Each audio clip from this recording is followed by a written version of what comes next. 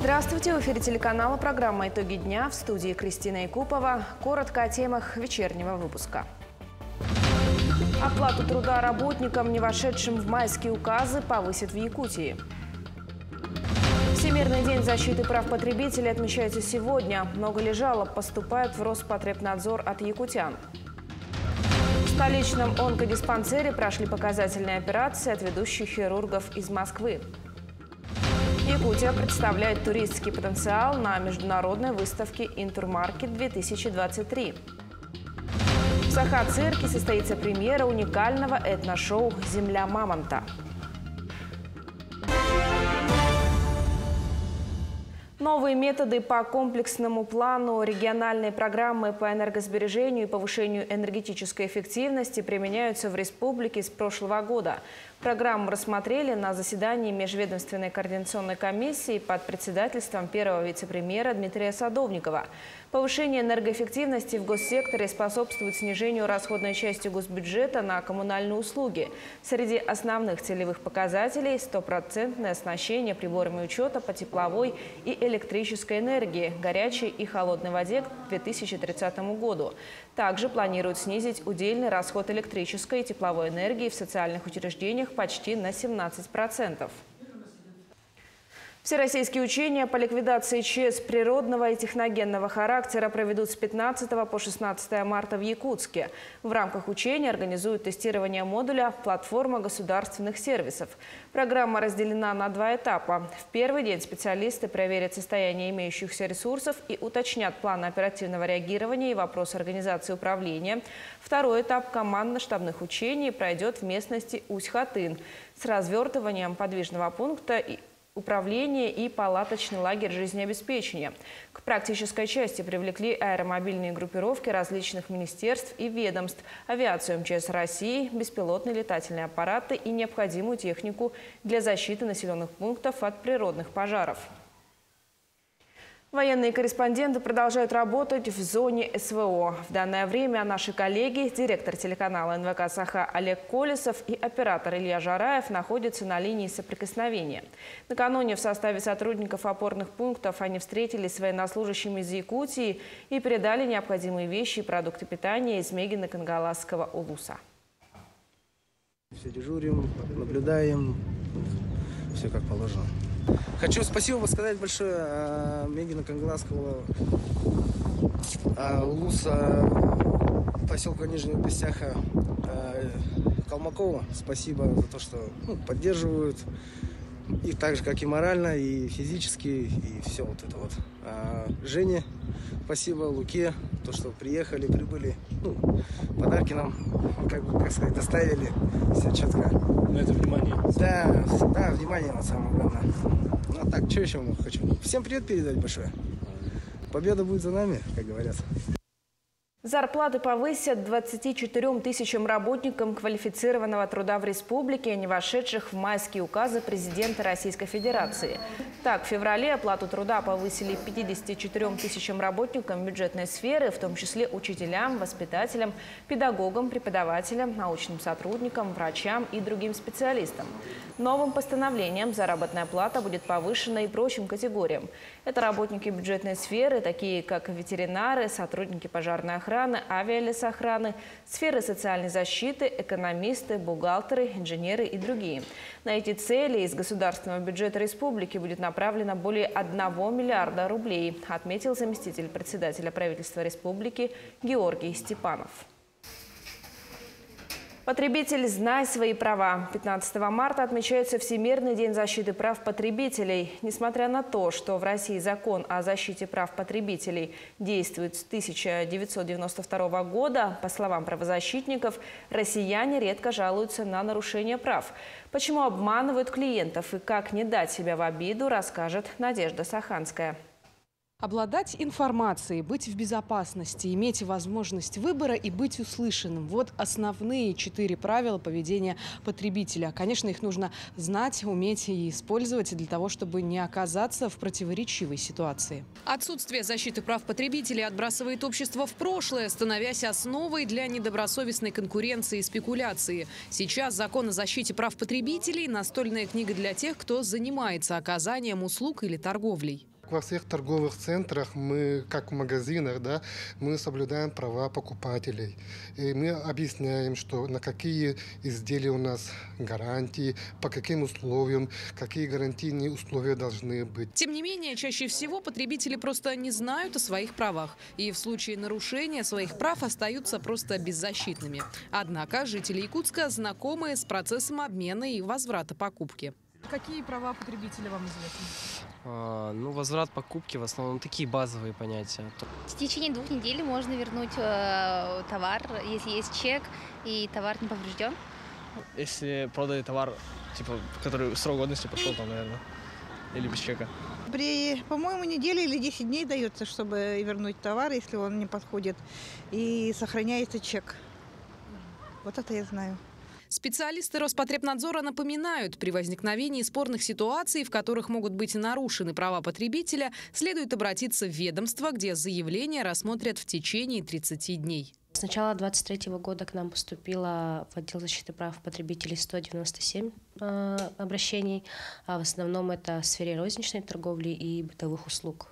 Пока потребители не начнут отстаивать свои права и требовать компенсации в случае их нарушений, дело не сдвинется с мертвой точки. А у компаний-нарушителей будет оправдание продолжать оказывать некачественные услуги, потому что это приносит доход и не грозит серьезным наказанием. Надежда Саханская, Георгий Григорьев, Якутск. Показательные операции состоялись для онкологов республики перед научно-практической конференцией, посвященной организации медицинской помощи пациентам со злокачественными опухолями женской репродуктивной системы. На операциях побывала моя коллега Светлана Амосова. Она расскажет о том, как прошли мастер-классы и каким опытом поделились профессионалы. Ну что, мы готовы начинать. Коллеги, добрый день. В Якутском онкодиспансере проходят показательные мастер-классы от ведущих врачей. Главным гостем стал московский хирург, заведующий онкологическим отделением хирургических методов лечения имени Блохина Алексей Шевчук. Он сейчас проводит операцию женщине с злокачественной опухолью тела матки. Мы вводим специальный препарат, называется он индоцианин зеленый. Это препарат, который очень хорошо распространяется по лимфатическим путям. На операции применяется малоинвазивный метод, значит без больших разрезов, с использованием новой технологии исследования сторожевых лимфоузлов. Врач наглядно показывает и комментирует все свои действия. Когда мы вводим препарат, мы должны чувствовать сопротивление. Если мы его не чувствуем, значит, мы где-то не там. Данный метод позволяет получить важную информацию о распространенности рака за пределами опухоли. Этот препарат наглядно подсвечивает зеленым цветом нужные лимфоузлы. Хирург берет оттуда пробы, которые сразу же в ходе операции отправляют исследовать на метастазы. В случае подтверждения пораженные метастазами лимфоузлы удаляются. Как отмечает Алексей Шевчук, якутский онкодиспансер значительно вырос в технологическом плане и отвечает всем современным требованиям. Все операции, которые выполняются здесь, выполняются на самом высоком технологическом уровне. Я был здесь 5 лет назад, и я вижу те колоссальные изменения, которые произошли за последнее время в плане оказания медицинской помощи онкологическим больным. Также параллельно проводится операция по удалению рака молочной железы с использованием такого же метода. Мастер-класс провела Татьяна Жарникова, заведующая отделением опухолей молочной железы и кожи Якутского онкодиспансера. В настоящий момент мы уже завершили первый этап операции, получили лимфоузел, нам дали ответ, что в лимфоузлах опухолевого роста нет, то есть на этом дальше мы в подмышечную область не пойдем. Раньше такого не проводилось. Раньше всем женщинам с начальными раками, в том числе молочной железы, проводились полные лимфоденектомии. А сейчас же у нас есть возможность определять эти сторожевые лимфоузлы, убирать 2-3 лимфоузла, а не 15, 18, 20, как раньше. Данные мастер-классы проводятся в качестве прекурса перед началом научно-практической конференции, которая состоится 16 марта в Якутске. Она посвящена организации медицинской помощи пациентам со злокачественными опухолями женской репродуктивной системы. Наши коллеги также поделятся своими новыми какими-то достижениями. И наши коллеги тоже с онкологического диспансера покажут свои результаты и чего мы добились за эти годы работы. Таким образом, проведение мастер-классов, научных конференций с участием федеральных экспертов дает возможность развиваться местным врачам-онкологам. Ведь технологии не стоят на месте. И благодаря этому у пациентов есть возможность получить своевременную, высококвалифицированную помощь. Светлана Амосова, Илья Сыромятников, Якутск. Совместная работа, которая приводит к большим достижениям. В Якутской республиканской клинической больнице подводит итоги работы за прошлый год. Так, за 5 лет упорно работы перинатальный центр может похвалиться своими успехами. Медучреждение заняло почетное 4-е место в рейтинге перинатальных центров Российской Федерации. В то же время Якутская республиканская клиническая больница вошла в 5 лучших медицинских организаций по достижению показателей цифровой трансформации. По словам специалистов, такие показатели достигнуты благодаря сплоченному коллективу и самоотверженному труду. На сумму 1 207 000. Технической помощи. Сегодня все больницы по итогам 2022 года выполнили все поставленные задачи. И по статистике, те, которые государство гарантии, которые по территориальному фонду обязательного медицинского страхования даны, все выполнены на 100%. Галотерапия, лечение, профилактика заболеваний в специальных солевых комнатах. В республике существует порядка 30 соляных комнат. Как правило, они открываются в медицинских учреждениях, санаториях, детских садах и школах. Водоканал стал первым производственным предприятием, открывшим на своей территории соляную комнату для своих сотрудников. На торжественном открытии комнаты здоровья побывала наша съемочная бригада. О лечебных свойствах соли известно давно. Дышать соленым морским воздухом полезно и при лечении хронических заболеваний, и для общей профилактики. Но далеко не каждый может позволить себе часто бывать на море. И в таких случаях выручают соляные комнаты. Много делается для того, чтобы работники могли восстановить свои силы, поправить здоровье. Например, года 2 назад у нас открылся тренажерный зал на Богдана Чижика. Здесь у нас на Бабушкина есть зал. Также там тренажеры стоят, теннисные столы, баскетбольная площадка. Можно играть, бильярдные есть. И думаю, что это очередной шаг в этом улучшении восстановления здоровья людей. Открытие соляной комнаты. Для обустройства соляной комнаты использовано почти 3 тонны местной кемпиндейской соли и несколько блоков розовой гималайской. Впервые использована гималайская соль розовая. Она производится в Пакистане, в одном месте только в мире. Она сама по себе, если это галотерапия, да, то если из этих плит все сделано, это уже спелеотерапия называется. Тут, получается, она комбинированная, оздоровление будет. Задача любого работодателя не только обеспечить комфортные условия труда, но и заботиться о здоровье коллектива. Несколько минут, проведенных в солевой комнате, помогает отдохнуть, поправить здоровье и работать с новыми силами. Александр Хавренко, Джилус Иннокентьев, Якутск. Более 37,5 миллиардов рублей за последние 7 лет направлено на социальное развитие республики недропользователями Якутии в рамках различных соглашений. Об этом на коллегии Министерства промышленности, геологии по итогам работы с 2018 по 2022 годы сообщил министр Максим Терещенко. Он отметил большую роль промышленных компаний в борьбе с лесными пожарами и пандемией за последние годы. Так, компании направили более 200 миллионов рублей и порядка 40 единиц тяжелой техники на ликвидацию лесных пожаров. Финансовая помощь недропользователей и медицинским учреждениям в период борьбы с новой коронавирусной инфекцией составила свыше 800 миллионов рублей. В 2022 году оказана адресная поддержка Верхоянскому и Кобяйскому районам, пострадавшим от природных стихий.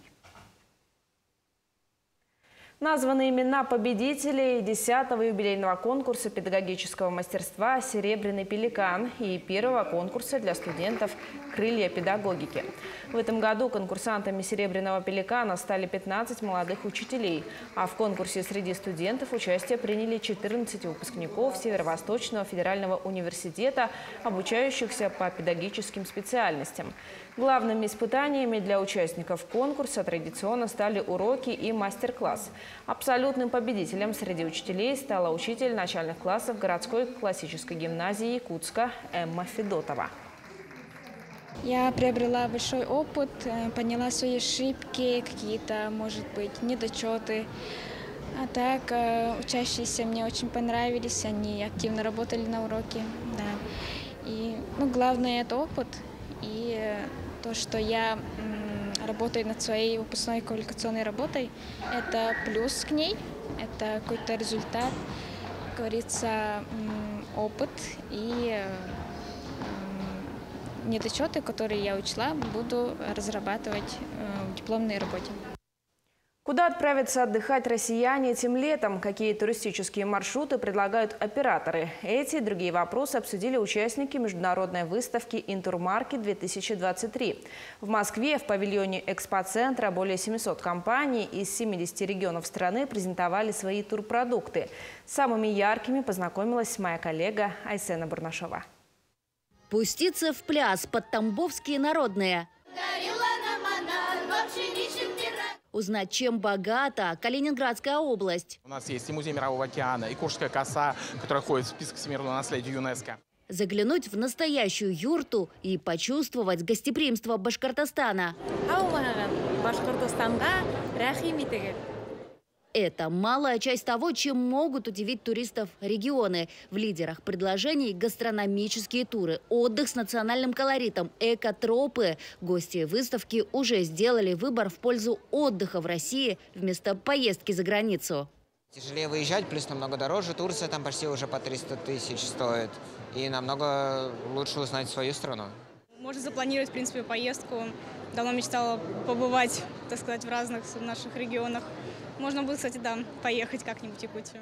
В прошлом году нашу республику посетило рекордное количество туристов – 237 тысяч. Это более 600 человек в день. В Якутию едут за национальной едой, самобытностью и красотой природы. Ленские столбы там есть такая достопримечательность, так что я на правильном пути.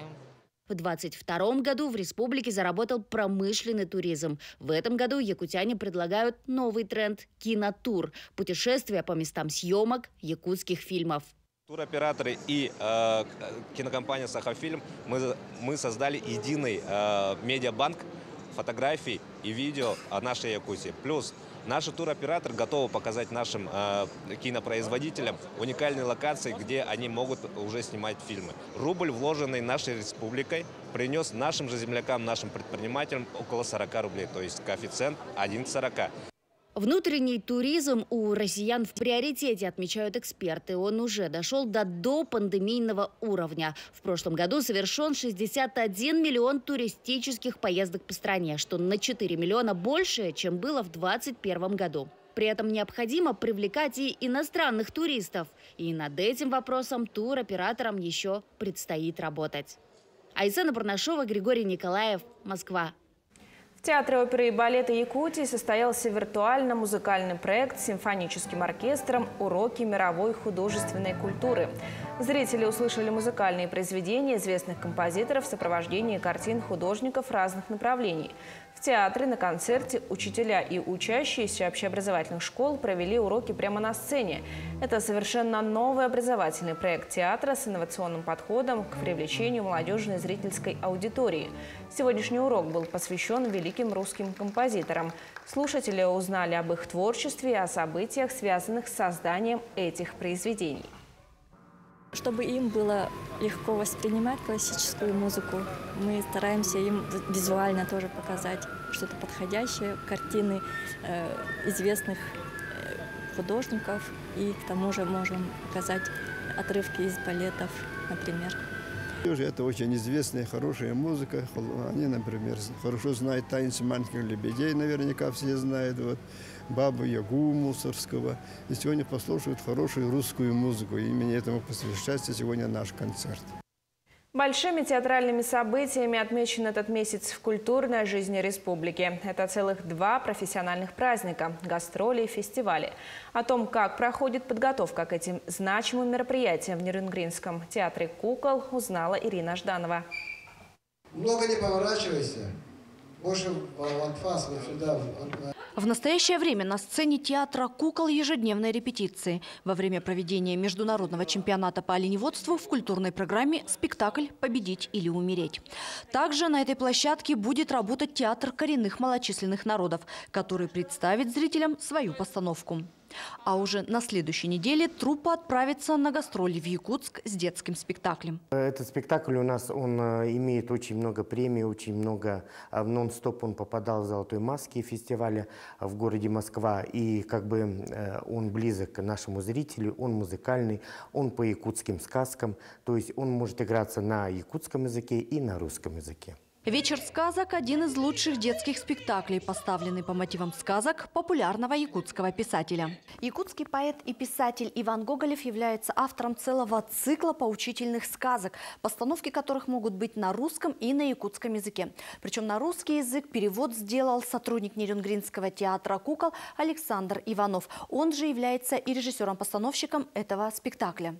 Сразу после гастролей театр «Кукол» в полном составе примет участие в фестивалях «Желанный берег» в городе Якутске и «Сатат-2023» в Нюрбе. Мы как бы и неоднократно получали призы и в фестивале «Желанный берег», и за спектакль «Лучший детский», и за режиссуру, и за работу художника. Также и в фестивале «Сатат» тоже как бы мы участвуем, но всегда у нас какой-то результат есть. Нет такого, чтобы мы каким-то остались без ничего. На фестивалях театром будет представлено 2 кукольных спектакля «Навстречу солнышку» для юных зрителей и «Китайская история» для взрослой публики по мотивам рассказа Михаила Булгакова. Ирина Жданова, Вадим Барашков, Нерюнгри. Ленский район активно готовится к молодежному фестивалю «Мус-Устар», который будет проходить в Якутске с 24 по 26 марта. На территории Ленска проходят муниципальные отборочные этапы. Сегодня в бизнес-инкубаторе прошел бизнес-баттл. В нем приняли участие 3 команды по 6 человек. 12 часов подряд команды боролись за звание лучших. Из них 2 представителей будут включены в делегацию, которая представит район в данном треке на финале в игре «Команда моей мечты».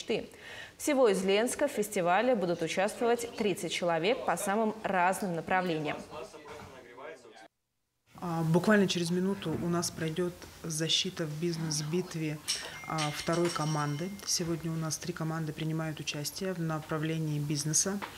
Здесь собраны самые яркие представители данного направления. Мы все за них держим кулачки и ждем с нетерпением, кто же вступит в делегацию от Ленского района и будет выступать и защищать честь района в городе Якутске на Мус-Устар. 15 апреля на арене Сахацирка состоится премьера уникального шоу. Специально для него были поставлены новые номера, сшитые дизайнерские костюмы. В подготовке грандиозного проекта принимает участие главный режиссер Росгосцирка, главный художник Большого Московского государственного цирка и многие другие гости из Москвы.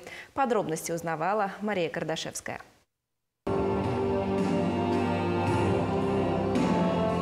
Подготовка к новому шоу в Сахацирке идет уже с прошлого года. Специально для грандиозного проекта якутских циркачей приехал известный тренер по цирковой акробатике, много лет проработавший в московском цирке Никулина, Юрий Пидоренко. Он поможет нашим артистам поставить уникальные по сложности номера. Как заверил директор Сахацирка, такого представления здесь еще не видели. Подготовились новые номера.